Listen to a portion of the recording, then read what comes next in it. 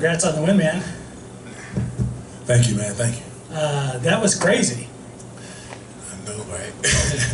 Really crazy, man. Like, it's crazy. It was just, man, the night was so epic, yo. Like, it was everything was planned. Everything went according to plan. Talk to me about, being able to do that here in Chicago. Talk to me about what it feels like to get that kind of a crowd response, after you pulled off an upset like that. Just take me through it.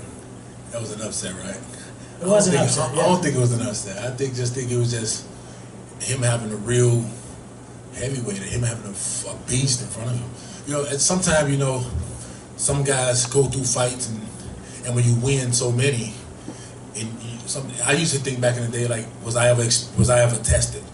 And I realized, like, well, I watched the guy fight, and I say, I don't think this guy been touched enough or been tested by a real animal. And it was not arrogance, it's not cockiness, it's just confidence.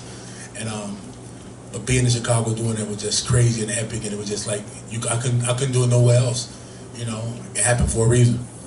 Do you feel like, in terms of, not to stick with the betting odds kind of thing, but do you feel like because you haven't been in Bellator and he has, because you haven't been at that level yet, and the odds makers maybe haven't seen all your fights? Man, listen, I respect. It is what it is. I understand the betting odds, and hey, the betting odds with me as an underdog, somebody gonna have a good Christmas. You know what I'm saying? So, but respect. I feel like a lot of people looked at those odds and then looked at you two yesterday at the weigh-ins and thought, oh my God, this guy's huge. Like, you're a big dude. Like, he's huge, and you kind of towered over him. Yeah, man. It's a difference. It's like sometimes I just wait to the moment. Like, every fight I ever had, I always been on the other side of the guard. Like, I literally prefer it that way. I'm like, I don't mind. It's a fight. And we gotta do. We both Bomberry, both gladiators, and we're here to get the people a show. And it's the media. We want to make sure we do something that sparks some life in some folks. And you have a big man, and you have a small man, and you have a man that you thought was big until you saw a man that was bigger. And that's just the thing. You know what I'm saying? So, like, I'm bigger than a lot of guys. We didn't have the sound on back here, but take me through the choke and how tight was that, and how tough was that to get out of? Yeah, man, that angle, I'm gonna be real. Respect to the cat. He tried to go for that submission. The game plan was to get the guy to shoot in on a takedown when he panicked, and somehow, when I was getting up, his ass slipped, and he was able to get my back, and he went right under the throat. And when he got there, I didn't expect for him to squeeze that tight. What's up, man? I didn't expect for him to squeeze that tight. And when he got it, I said, oh, no, not right now. And I felt myself blacking out. I'm not lying. Because we two big boys, so we don't need as much pressure to choke each other. He had a big chest and some big delts. So when I got underneath his delts, I said, this boy's going to screw me. This boy's going to choke me. So I just got to playing with his wrist, and I got to turn my neck a little bit. I said, if I can just get a little air, I'm like, my cardio's going to kick in, right? I can hold my breath longer than a minute. So I just got to hold it. And when I felt myself can slip, and I heard Chicago, and I just turned over. And I'm telling you something, that momentum from the crowd turned me over. I don't think I could have did without him, though. You turn 41 next month? I turned 41 December 31st, man. I'm just turning 28. It's different. It's different, usually, that age for heavyweights. So do you feel like this is the start of something big for you? I mean, you're in Bellator now. You just pulled off a big upset. Yeah. Bellator always been always been the place I wanted to wind up. I turned pro on Bellator when and it was Bellator 112. He knows that. Bellator 112, right? Yep. With Daniel Strauss and Pat Curran title fight. That was my first pro debut against Eric Herrera. He was 6-0. I was green. And Bellator had some dogs back there. Down in Hammond, right? Yeah. And I won that fight.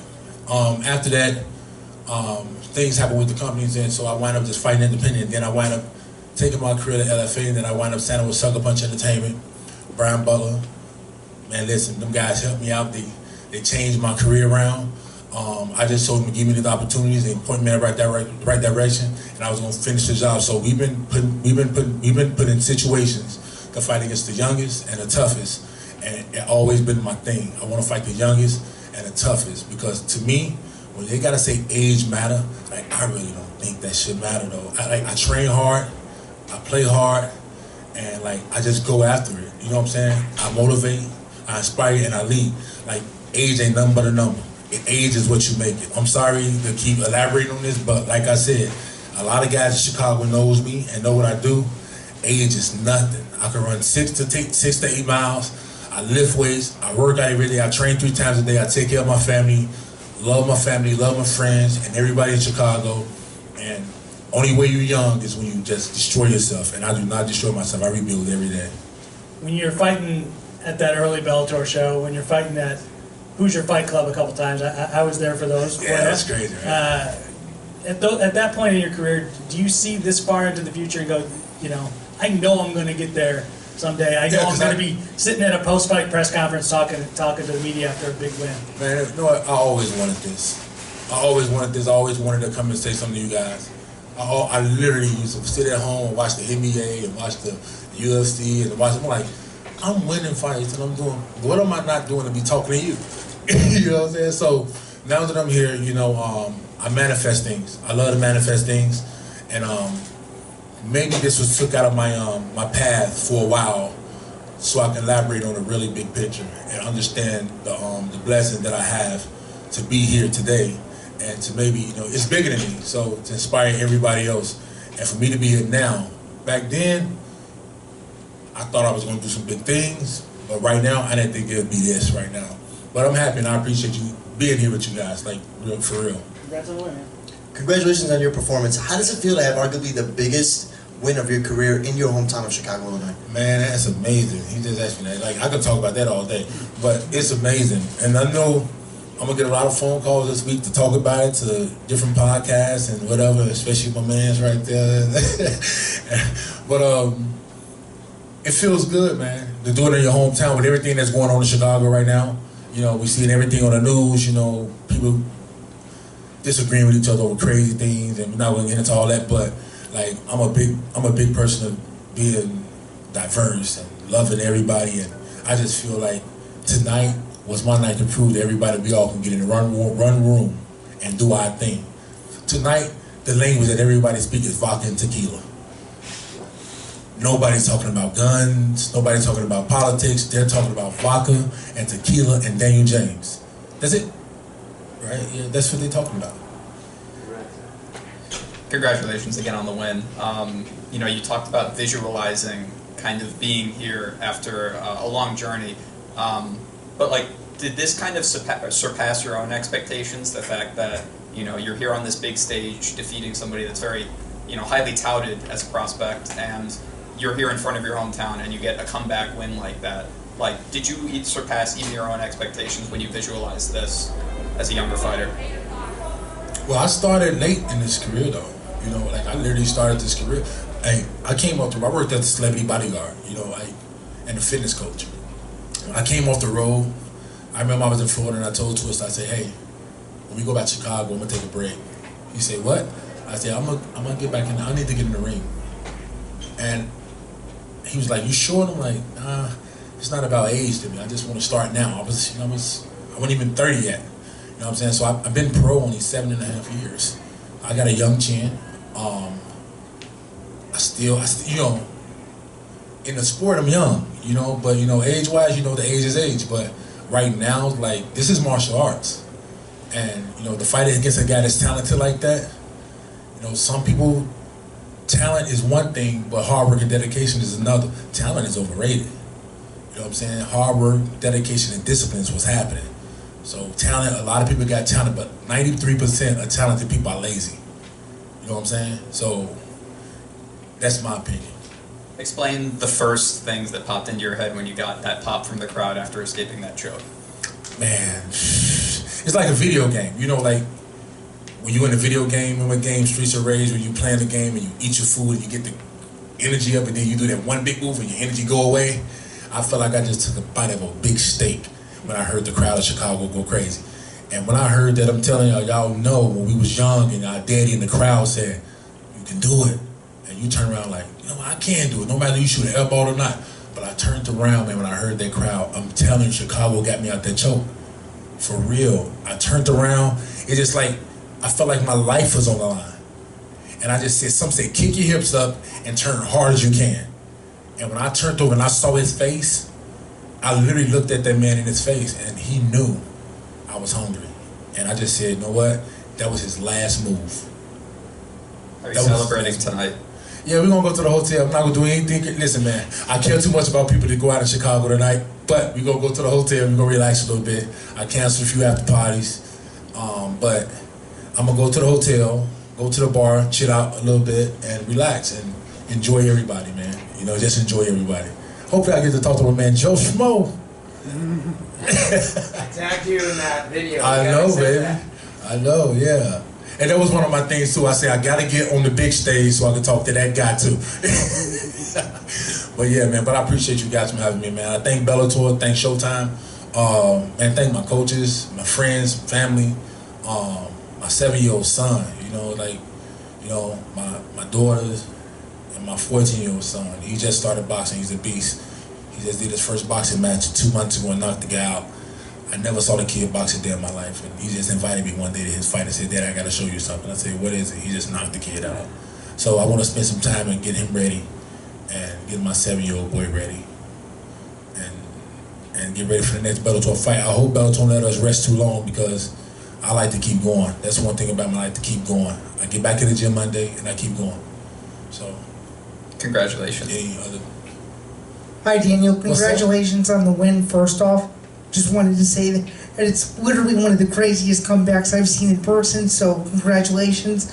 One of my questions was, I know you said that you wanted a quick turnaround, and I know you just fought, but ideally, who would you like to fight next, and where would you like the fight to be? I know you got a big crowd from your hometown tonight, but what is your next ideal scenario? Man, you know, I'm not the guy that call people out or talk stuff. And I'm not that guy. I'm like, I don't know none of the guys. I was in Russia fighting. I thought those, you know, guys was, I'm seeing Evgeny, I'm seeing, you know, the big guys over there, you know, the big Russians and the big Polish guys. It was hard to fight, you know, but here, it's like I'm like the foreign guy coming back. That's what it felt like, and everything here feels new to me, and I really don't know. Only thing I know about Bellator roster is Tyrell Fortune, that I found out about him when I got the opponent, and Fedor is my favorite heavyweight of all time. Like, he was like, I feel like he's the best heavyweight in the world to me. You know, I grew up watching him. You know, and I feel like Brian Bader has the belt right now, right?